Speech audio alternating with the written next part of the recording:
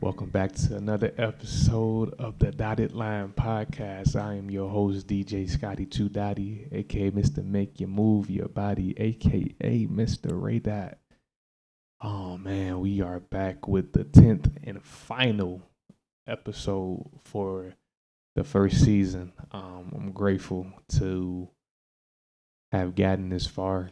I'm grateful to be in this place and space to bring you this content to have insightful and fun and intelligent conversations. I'm grateful to be in this, at this point of the show, of the podcast, so we got our last 7 topics for this season.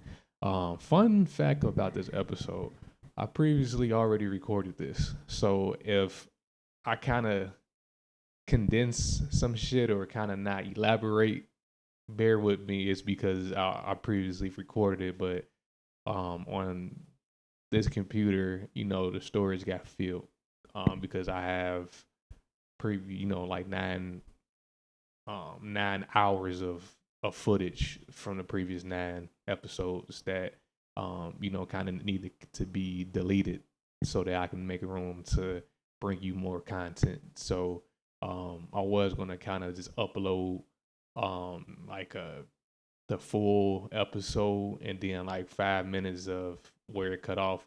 I was like, you know what? Nah, I ain't gonna do that. Fuck it. I just record it, and shit. But since it's the last episode, I had to get a little dapper for you guys, so that to acknowledge the special occasion and shit. So yeah. Without further ado, let's um run down these topics real quick.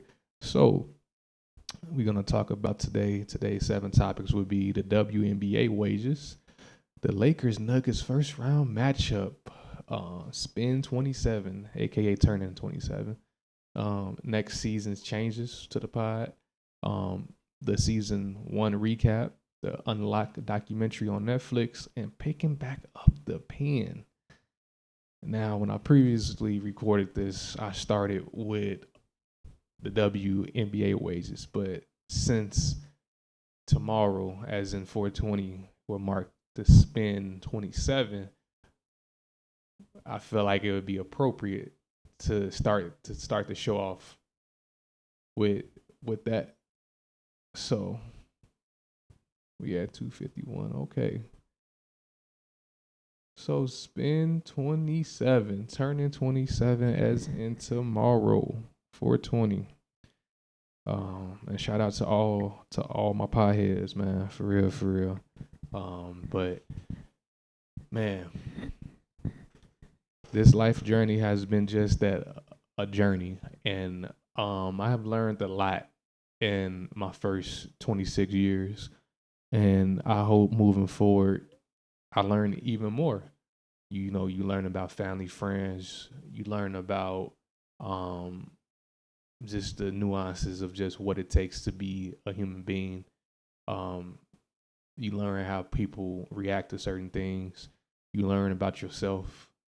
You just kind of just learn about the versatility of God too, because on this journey you see good, bad, ugly, and indifferent from family, friends, and strangers too.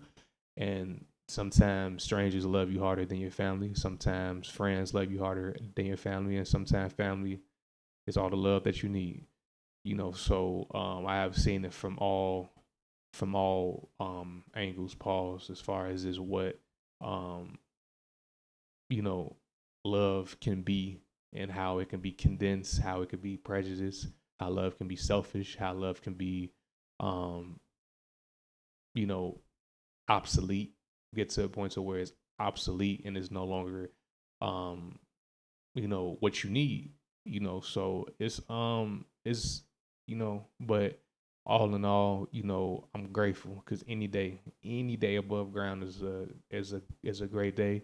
um you know going through the things that I've went through, and I know anybody who's older or who has had daily traumatic things happen to them, um, will probably not recognize or kind of like put any stock into my struggle if I was able to just run down every single thing. But nobody should ever downplay nobody's struggle, because what's light to you may be heavy to somebody else. So the weight that I carry um, can feel heavy at times. So, um, but through it all, I'm grateful to be where I'm at right now.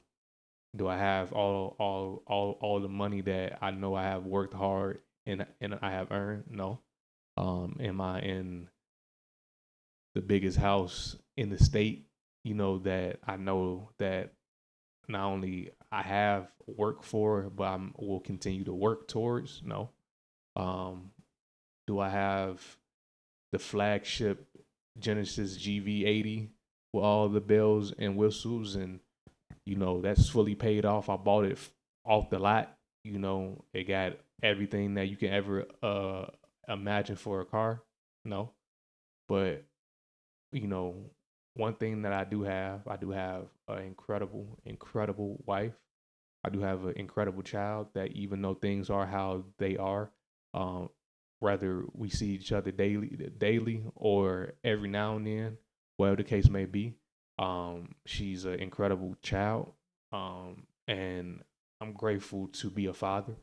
I have a paying job, a job that, on paper, you know, can be a bit much for a lot of people, but because of the trials and tribulations that I have went through, I've learned to kind of condense the stress as much as I possibly can.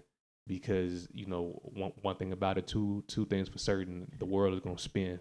The world is gonna spin in a way that will make you dizzy, and only a few people can keep up with how the world turns. And that kind of goes back to learning about friends, family, and strangers. That's something that I have learned. You can definitely fall victim to just circumstance. You can definitely fall victim to just, you know, your birthplace. Some people are born into wealth. Some people are born into a struggle, or born into just obscurity, and stuff of that nature. So, but all in all, I'm grateful, God willing, to see age 27 and moving forward. I just pray that I continue to grow as a man. I continue to um, embark on even difficult journeys, because I feel like one thing about it, two things for certain, you should want daily, not just once a week, not just even twice a week, daily push the bounds of your being. I'm not saying feel like you about to transition every day, but you should want to embark on a difficult task daily, something that makes you uncomfortable, having a uncomfortable conversation, being uncomfortable to somebody that needs to be uncomfortable, because you want the best out of them, or again, making yourself uncomfortable on purpose so that you can weather that storm. So, yeah, to conclude, turning 27, I'm grateful. I'm grateful. I'm thankful for God granting me with 27 years of life, because somebody didn't live to see 27 years of life. So every day that, every year that your birthday come up, that should be a celebration, because millions didn't make it, but you the one that did, so, um, you gotta definitely have that in insightfulness about everything that you go through. So that's how I feel about turning 27. All right, let's talk about the WNBA wages. Um, yeah, if you just do a quick Google search on WNBA wages, you would kind of frown and be like, damn, because that they has paid player right now is she's only making $237,000 for her contract. Like for 4 years, $237,000. That's really crazy. That's really crazy. Somebody's making that. A doctor's lawyers is making that per fucking year type shit, or they in their case in certain cases, case by case, or if you do private practice as a doctor, you could definitely make that in 6 months type shit. So the fact that they're doing that over the course of a 4 year span, and that money's being taxed, is crazy. It's crazy when you really, really, really, really, really think about it. I had looked up a player who just got drafted in the NBA contract, Scoot Henderson. He was a second pick. I believe, yeah, he was the second pick of this year's draft. He's making 11 million per year. So he just came in the league, and like I know NILs and endorsements and this that, and the third, whatever the case may be. They can make that shit up on the back end, but still, this is like your main claim to fame type shit. So you would think that shit would be more, at least a million per year, but CBA, collective bargaining agreement is set to end after this season, and I'm pretty sure with the arrival of Caitlin Clark, oh yeah, we gonna definitely have a conversation, because she's gonna be what Jordan was to the NBA in the '80s. As long as she stay healthy, as long as she stay consistent, she's gonna transcend viewership. She's gonna transcend that league to where it's high profile, along with the Angel Reese's and all these other young ladies who are fucking dogs, who are balling out of control. So I just hope that shit changes, because no way over a 4 year span you making, to some people, in that top bracket, a year salary. That's crazy. So shout out to Caitlin Clark and the rest of the transcendent wave that's coming to WNBA, and I just hope and pray that when you guys go back to the drawing board after this season that's coming up, more money is definitely needed to be given out, because you guys earned it, So I just hope that you guys get y'all money that y'all work for. All right. Let's do picking back up the pen next. 1309. All right, picking back up the pen. I'm very intrigued to see where all of this rap beef, and with the Drakes and the Rick Rosses and the J. Cole's and K. Dot, goes. A part of me kind of feels like it's a little bit staged, but I mean, it's entertainment and everything. So it could be, So, but with that being said, I feel as if with me personally, this has sparked something. And I'm not sure, like, type shit, like, oh, it's gonna be like today I'm gonna start back writing heavy, but I'm definitely, probably, kind of, during the next season, you may see a segment of of me rapping, because I do feel like that has been a little bit abandoned by me, and I just want to showcase that shit. Now I have a platform to kind of showcase that, versus this, because even with like my DJ shit, like uploading on like TikTok, is just they kind of cherry pick what you can post. Oh, you can post a minute of this song, or this person can post longer than a minute of that song. Like it's is very messy and is very muddy on what motherfuckers decipher of what is to be shown. So that, and also like I said on the previous recording of this episode, I definitely hit a crossroads. I definitely hit like, okay, shit. I know I got bars. I know that I can hold my own for the most part with anybody. So it's just the fact being okay. I don't have that niche to prove to myself. Oh, can he rap on beat? Can he be witty? Can he make a whole project? Can he beat select? Can he have good punchlines? It's not that no more. Um, with me, and even prior to that, when I first started rapping, the shit that I went through with like my BM was really that driving force, that energy, using the toxic energy in a positive way to really write some crazy rhymes. And now, I feel like that kind of piggyback to me DJing. Once I hit that crossroads, now let me pick up this, these turntables and start DJing and stuff like that. But now I feel compelled to kind of just like, cause I feel like I kind of owe myself that, to kind of start back writing, start back really getting deep into like that penmanship.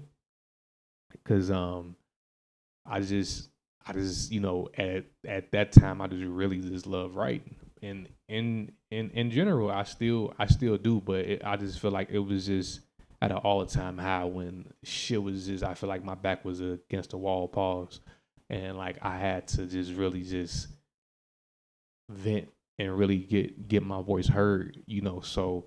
But I feel like now, I have to be more like a veteran with like my penmanship, more kind of like old head thinking versus just like I'm just this hungry savage beast.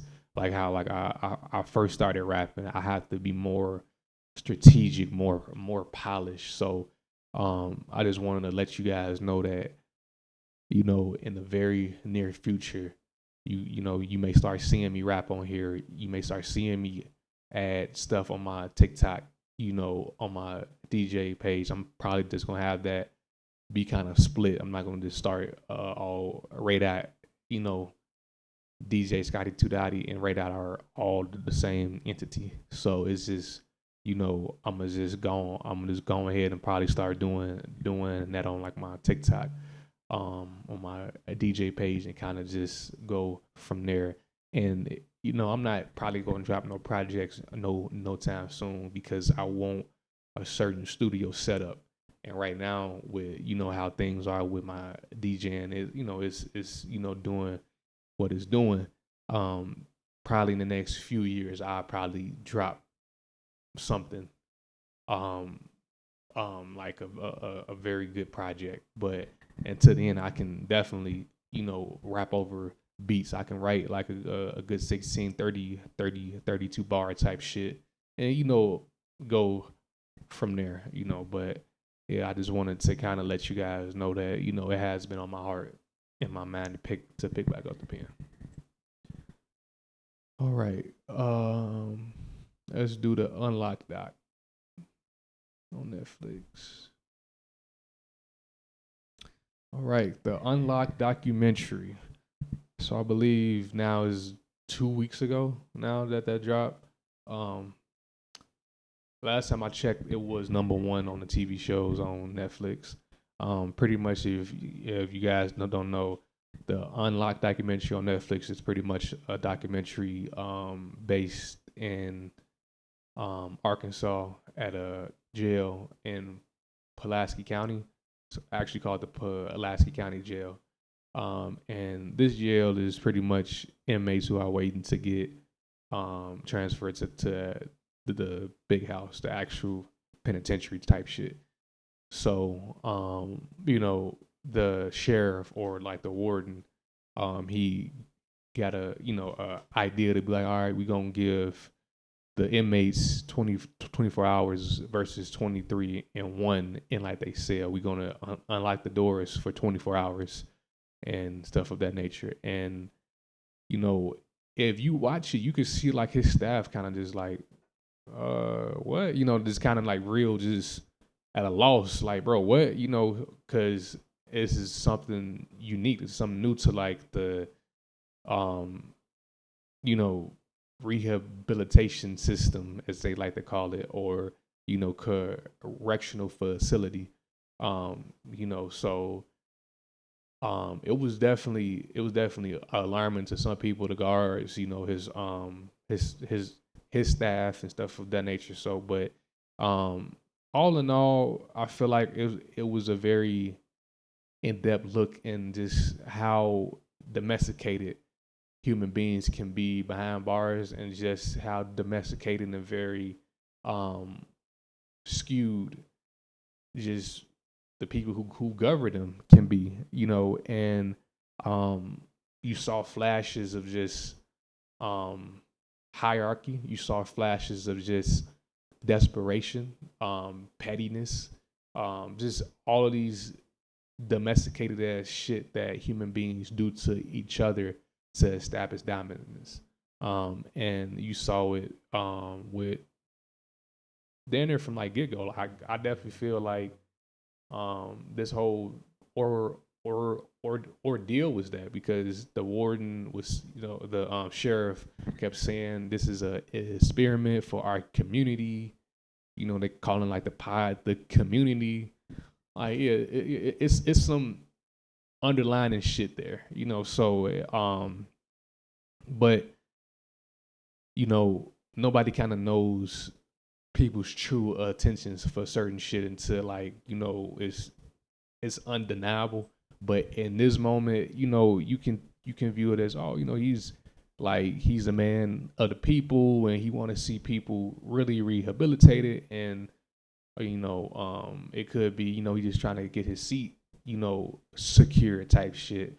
So, but they kind of go in depth into like the episode. um it was an inmate named Randy, Tiny, um, Southside, Mayhem. What's a few more guys? I think Squirrel, Willie. And it was kind of like a mixed bag of old heads and young niggas. You know, in there. I think Southside was a white guy. He was tattooing people.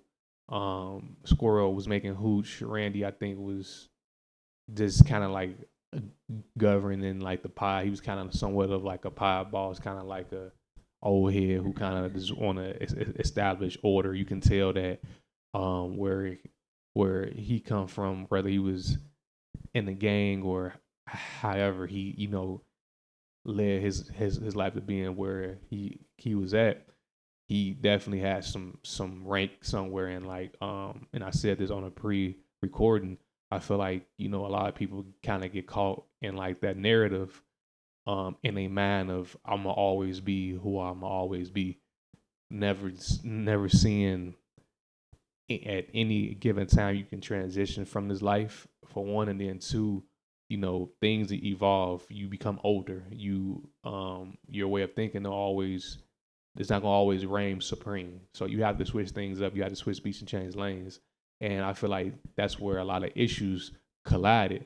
And then towards the end of like the show, he kind of took a step back and was like, "All right, yeah, I got it," because he was getting frustrated with some of the younger guys. He ended up motherfucking, because he's like Randy. If I had to guess, he's probably like 5'6", 5'5". But like he's a stocky guy. He's short, but like he's stocky. He ended up earthing one of the taller young guys and to the cell, because like he kept getting chastised by him, and he was just at the end of like his rope. And it's just shit like that, especially in jail. You never want to antagonize a motherfucker, because motherfuckers facing serious time, or hey, this is my cell is my house. So if I'm coming outside of my motherfucking house and like you disrespecting me in front of like my house and in front of other men, oh yeah, I'm gonna lose my shit because I don't have anything no more. What's in this cell is being restricted and governed and can be taken at any time for without explanation, without reason.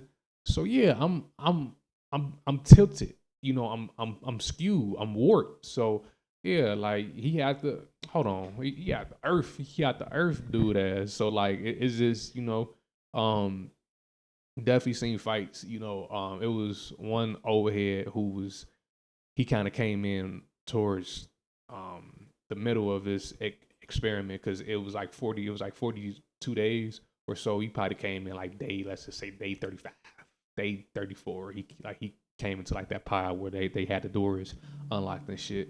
Um, and I think dude name was Weekly or Week or something like that.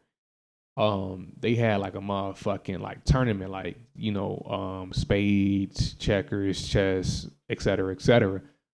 Motherfuckers was cheating. Man, they got on his ass. They said, all right, come on. Hey, penitentiary rules in full effect.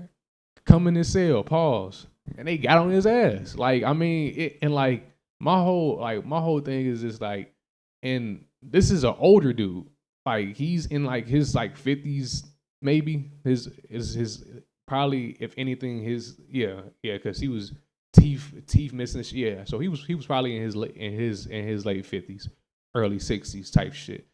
Like what in your thought pattern made that make sense? But that's the criminal element. That's the um domesticated way of thinking. Like, okay, I can still run the same games I ran on motherfuckers when I was on the street, nigga. This is all we are all criminals. We all are domesticated and skewed to kind of think in some realm of okay, we on some grimy shit because we had to do some either some diabolical, petty, or egregious shit to get here. So it's just the fact being like you can't talk shit to diarrhea. You can't, cause motherfuckers gonna peep game, and yeah, they whooped his ass. The guards came in. Oh, I fell off my bunk. Nah, motherfucking whoop wop whoop wop, motherfucking hit the motherfucking comic book effect on his ass. Pow, wham. So but all them they end up getting transferred out of like that pod though because they looked at the cameras, they were like, yeah, back up, gang. But I mean that's the thing though. You gotta if you violate, we have to demonstrate, period. So I mean that's just how like the game goes behind those walls. But um, you know, it was definitely some success stories. Not Tony, Tiny. He was a overhead in there that's been in and out of jail. He ended up getting out at the end of the show. Kind of seemed like he kind of got his life on track because this was filmed in 2023. So I'm hoping that he's not back in there as of today and stuff of that nature. And then it was I think dude name was Cortez. He had a bunch of tattoos. He had a fat ass Superman tattoo in the middle of his head, like Birdman got the 5-point star. Like he had that shit, face tattooed and shit. And like his story was very egregious because he said he was shooting heroin. Oh no, he was shooting meth since he was 13. That's crazy. Like I wouldn't even think about smoking a cigarette at 13, let alone doing a hardcore, highly addictive, highly toxic ass drug like meth or heroin at motherfucking 13. That's crazy. So yeah, but he ended up getting out and he went to rehab and it seemed like he's on a good course, stuff of that nature. So I hope that he's doing well and that he's not back in jail and stuff of that nature. But all in all, in conclusion, I definitely feel like um, stuff like this is kind of a slippery slope pause because it's just the fact being like you can have certain jails where you can do this at, but I can't imagine something like this at Rikers or at San Quentin or like Clinton or even motherfucking 26 in California. If you know, you know. I can't imagine that shit jumping off there either.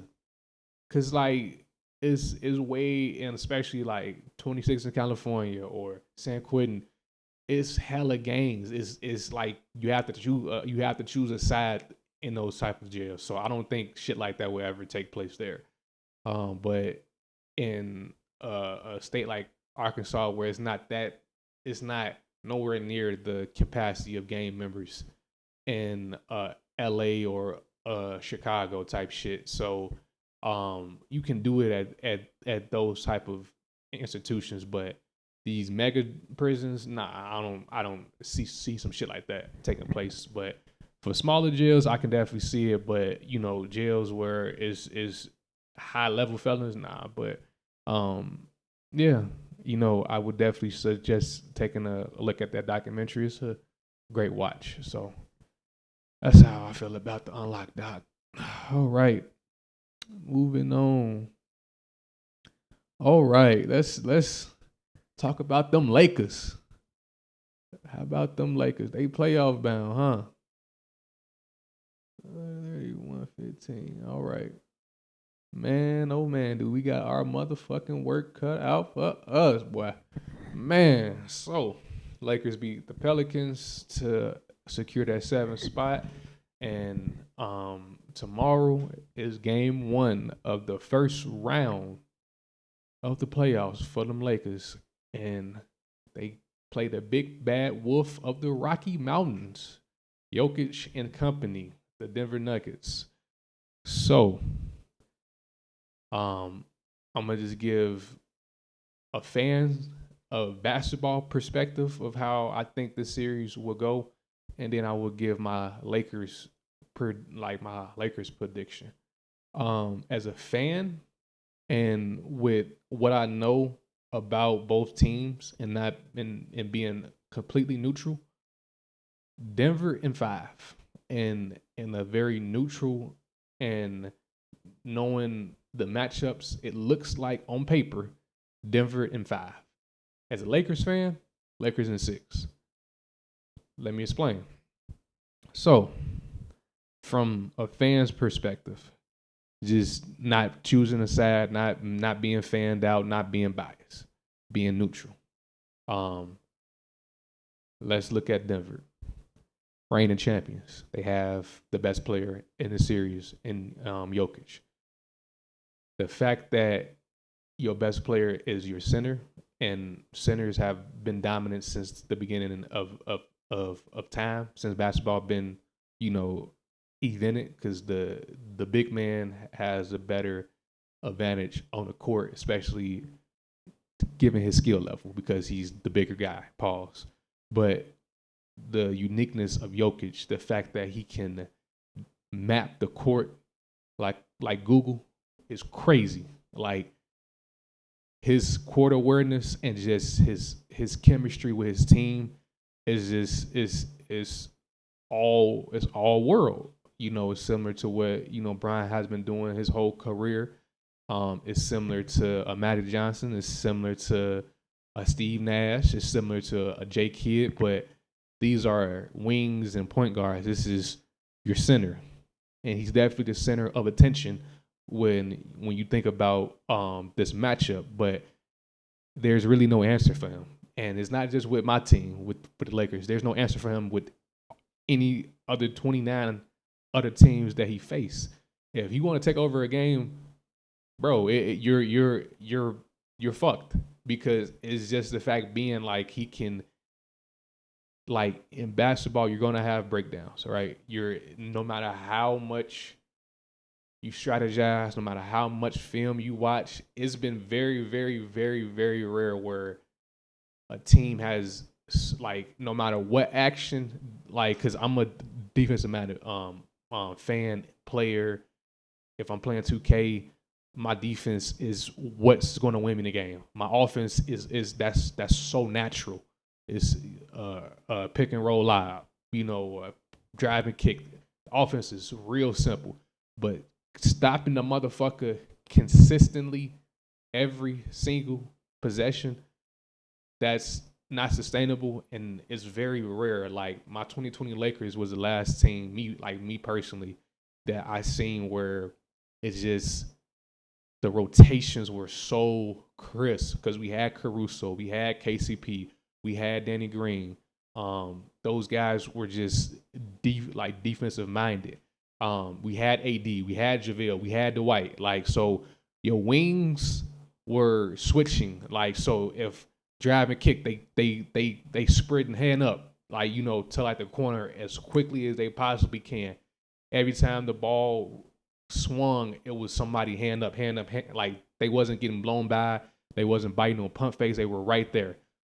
But fast forward now to the current Lakers, we don't really have those type of intangibles. So that's why I feel like Denver in 5 because styles definitely do make fights, and I feel like the style of basketball that Denver plays, they can run the league for as long as they choose to. As long as nobody get hurt, as long as no scandal or no weird shit happen, they can run the league.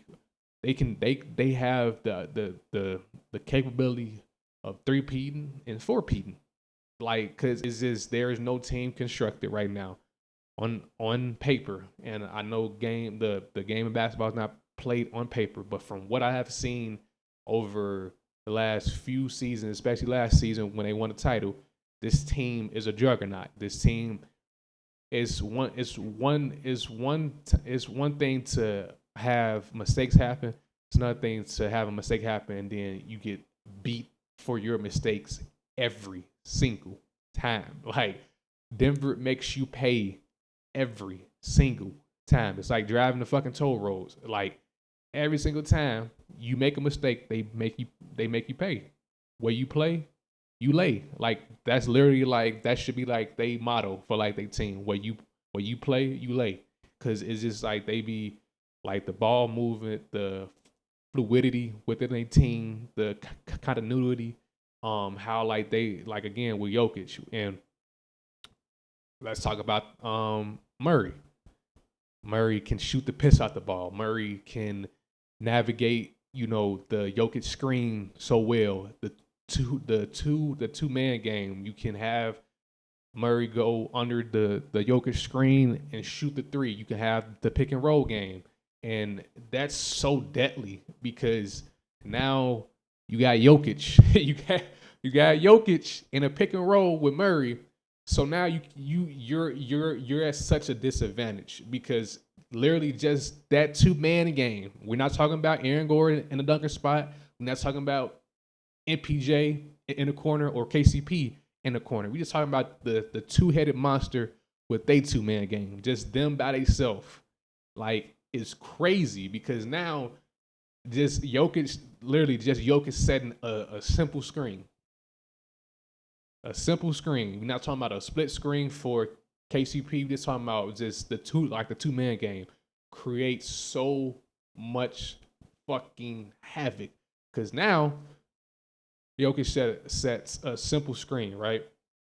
Now the whole playbook is open. So now you can dish it to Jokic, and now Jokic got the ball. Now the whole playbook open. Now the defense is going to collapse on him, and now he can kick it to any open man. He can score himself. He can be like, fuck it, I'm going to just take it to the cup myself. He can definitely get the foul call, or he can make the right play, or he can finish himself.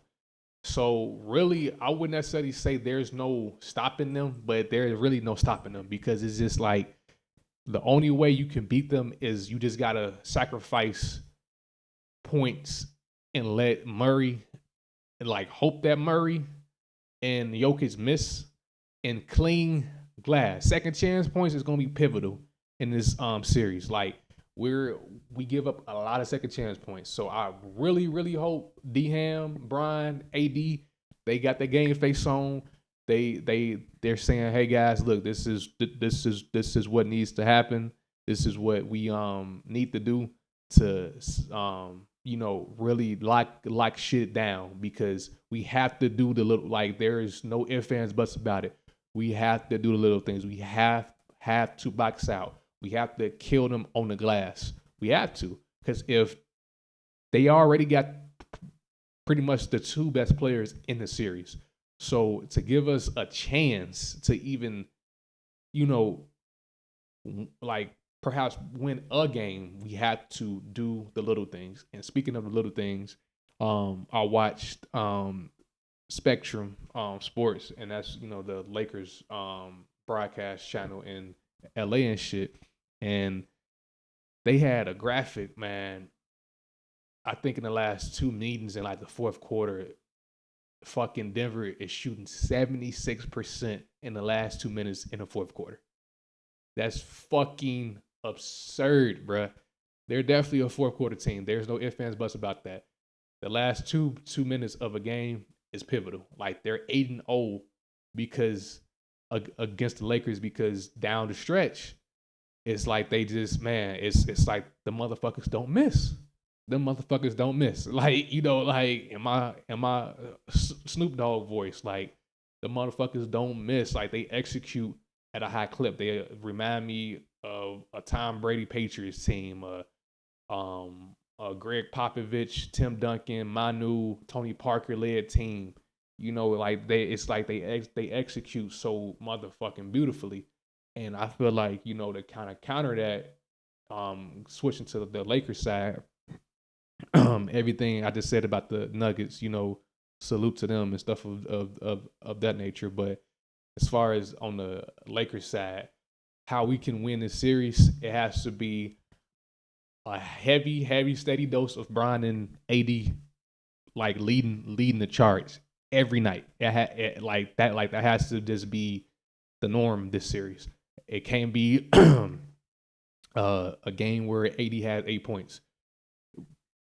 The series, if AD has any game where he don't at least score 20 to 25 or more points, we're gonna lose the series. So game 1 tomorrow, if he comes out and scores 8 points, I'm telling you right now, we done already lost the series. And it's only one game. I get it, but he has a tendency of shitting the bed in a way that it stains the mattress. Like he shits the bed so egregiously that you can't even lay there no more. Like, so it's just the fact being like he has to be the best version of himself. The defense speaks for itself. He's just off his defense alone. Even if he never won a title, he's a Hall of Famer off of his defense alone.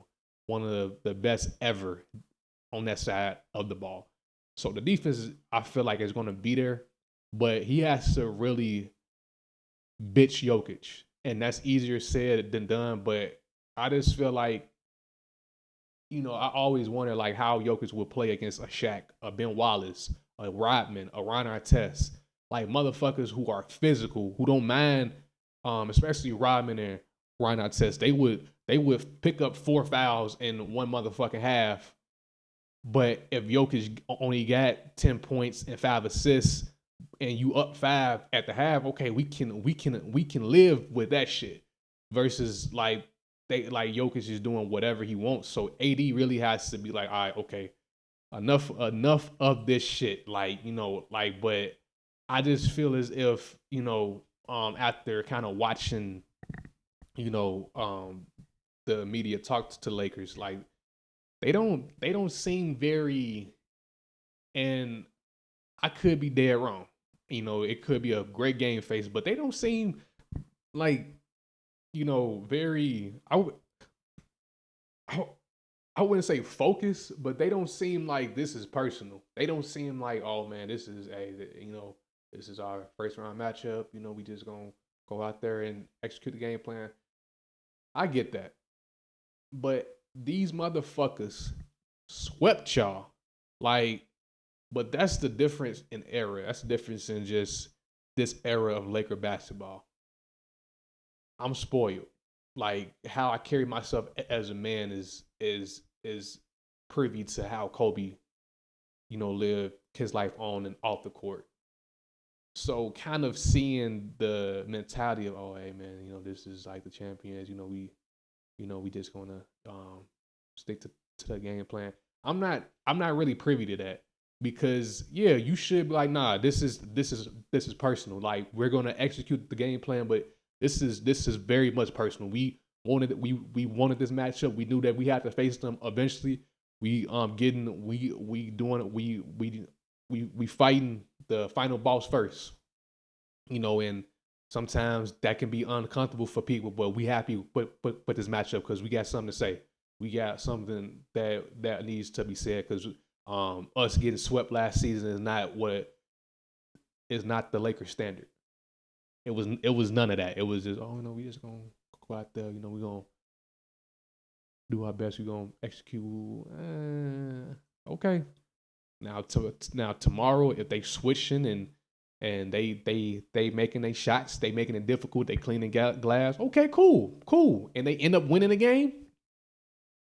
My bad, but I don't know, but again, I don't want to again like just act like Denver is not Denver.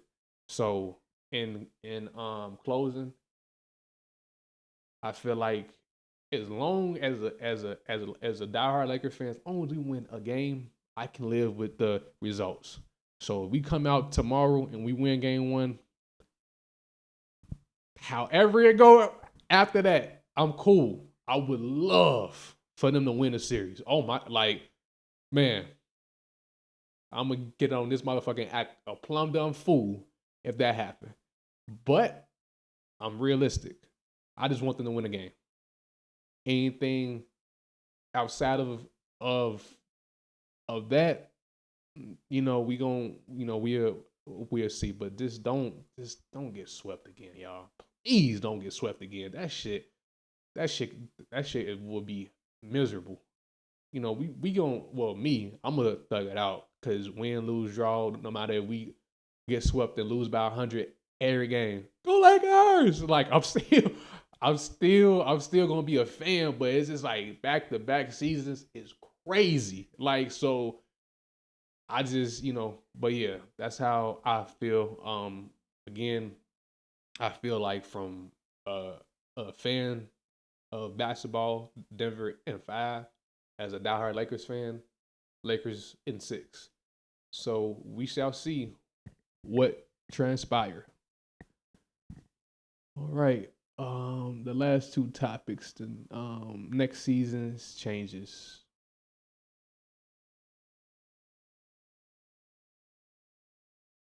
Okay, so next season's changes. So, like I mentioned with the picking back up the pen topic, maybe you will see me rapping on here. Maybe even do like a DJ set. Even I figure out how to upload that. Maybe I record on Facebook and say, hey, this part is when I start DJing or stuff of that nature. I definitely the biggest change you would definitely see next season is me having guests on here because I know y'all tired of hearing my stuttering ass every fucking Monday, but nah, like seriously, like cause I would love to get different dialect, different perspective on things. And I just kind of feel like I'm ranting or feel like I'm not like I'm always talking to like myself. I will definitely want guests on the pod so that I can get other people's perspective on life events and just things in general. So that and just promos, hopefully sponsorships with YouTube um as the series goes on, as the pod goes on. May not be next season, but as I continue to get subscribers and continue to grow, you could see that happen to where I get ads and different type stuff within my videos, and I'm able to get revenue off of that. So yeah, so those are some of the changes, and yeah, definitely drop what y'all would like to see change in a pod? Do you want it to be less topics? Do you want it to be shorter videos? Do you want it to be even longer videos? Do you want more topics, less topics? Yeah, just drop it down in the description, and then we go from there. But I'm excited, and to kind of pivot to the last topic. Um, to kind of recap this season, man, it's been a great, great, great, great season.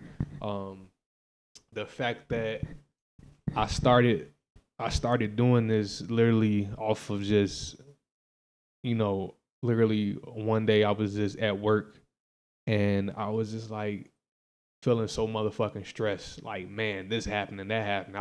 I can't do this. I can't do that. Like, life was just stressing me the fuck out. Bills due, this that, and the third, just struggling, and it just hit me, you know what, man, hey, talk about everything that you have been through and just talk about just your perspective on shit. So, ever since God put that on my heart to like really, you know, talk about life topics, like shit that we can all relate to, no matter what race, creed, you know, color, like it don't matter. It's all really all relatable. So I'm just grateful to have had God put that on my heart. And I feel like this season was an incredible season. It was definitely a step in the right direction. Viewership and subs will come as I continue to upload more videos, continue